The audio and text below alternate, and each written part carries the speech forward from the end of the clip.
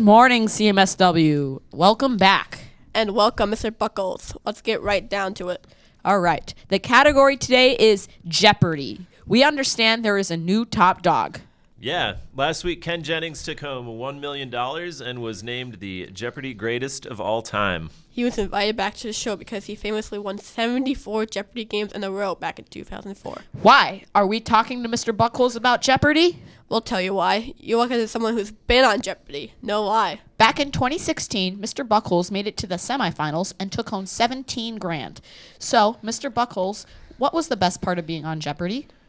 I think the best part was that I got 2 free trips out of it. I got to go to Los Angeles and Washington, D.C. In Washington, D.C., it was filmed at Constitution Hall, which is a historic theater. So to be on the stage where some of my favorite bands had played was kind of really cool. And I had some friends come and visit, things like that. We hung out, so met a lot of really cool people. That was the best part. Okay, what was the hardest thing about appearing on Jeopardy? I think the hardest part is probably the buzzer. When a clue is read, lights turn on, and when the lights turn on, that's when you can buzz in. So everybody's waiting for that light to turn on so they can buzz in. If you buzz in too early, you're frozen out for half a second. So figuring out the buzzer was probably the hardest thing.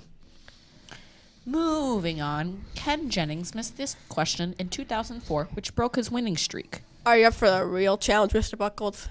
Are you ready to see if you're smarter than Ken Jennings? Sure.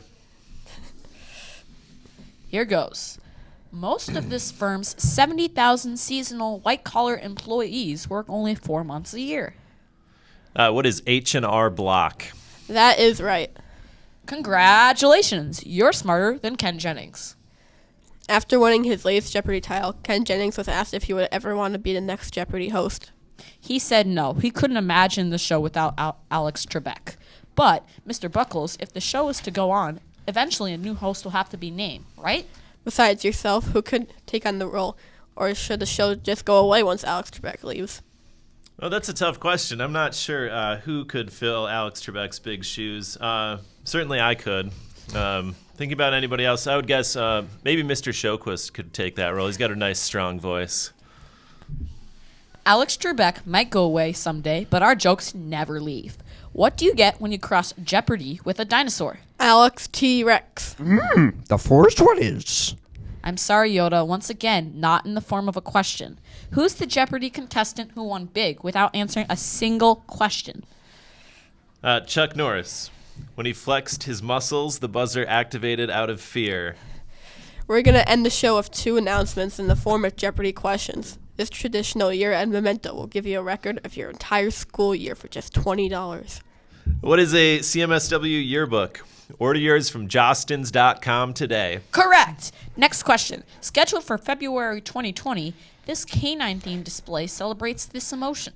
What is puppy love? Correct. Ms. Scheffler is looking for a photo of your doggy for a display in front of the Media Center. Photos due by January 28th. Look for the collection box in the Media Center.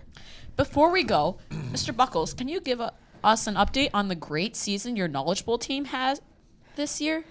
Yeah, our knowledgeable teams, there's 5 of them from Chaska Middle School West, have been having a great year. Our first meet, I think the 8th grade team scored second place.